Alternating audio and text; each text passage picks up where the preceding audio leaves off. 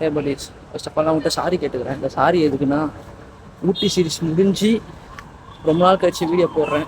அதுக்கு ரீசன் என்னன்னா, election work கொஞ்சம் போயிட்டு இருந்தது. இதுக்கப்புறம் வீடியோ டெய்லி வந்துடும். ஸோ மறக்காமல் பாருங்கள். வீடியோக்குள்ளே போகலாமா? வழக்கம் போல் டப் டிப்னு ரெடி ஆகி பட் பண்ணி கிளம்பி பஸ் ஸ்டாண்டு போயிட்டேன். அங்கேருந்து பஸ் ஏறி ரயில்வே ஸ்டேஷன் போயிட்டேன். எதுக்கு இவ்வளோ வேகனா, நம்மளுக்கு இன்றைக்கி எக்ஸாமு. நம்ம நேரம் பார்த்து ட்ரெயினும் சீக்கிரம் வந்துச்சு. சரி உட்காலான்னு ஏறினா செம்ம கூட்டம். ஒருத்தர் ரொம்ப நேரமாக இறங்குற மாதிரி ஜோக் வந்தார். அவர் இறங்கினோடனே போய் உட்காந்து வெளியே வேடிக்கை பார்த்துனே வந்தேன். அதுக்குள்ளே எக்மோர் வந்துச்சு.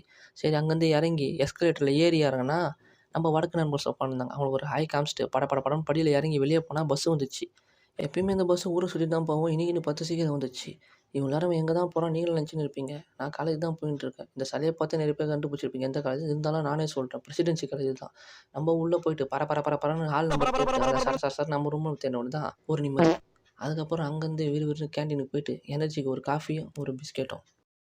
காஃபி குடிக்கும்போது தான் ஒரு மேட்டர் நோட் பண்ணேன். இவங்கள பாருங்களேன், அப்படி இருந்தும் அதை உடச்சி வெளியே வந்து படித்து சாதிக்கணும்னு இருக்காங்க. ஆனால் கை கால் எல்லாம் நல்லா இருக்க நம்ம ஏதோ ஒரு விஷயத்தை தூக்கி தலையில் போட்டுன்னு எனக்கும் பிரச்சனை இருக்குது, எனக்கும் வலிக்குதுன்னு சுற்றின்னு இருக்கோம்.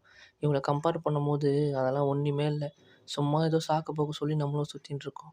இவங்ககிட்ட வந்து நம்மளும் நிறைய கற்றுக்கணும். எக்ஸாம் முடிச்சுட்டு வெளியே வந்தால் செம்ம வெயில். இந்த வெயிலில் நம்ம பீச்சுக்கு போனோம் தீஞ்சு கருவோட தான் போவோம். ஃபைனலாக இந்த காஃபியோட இந்த விலாகை நான் இன்றைக்கி முடிகிறேன்.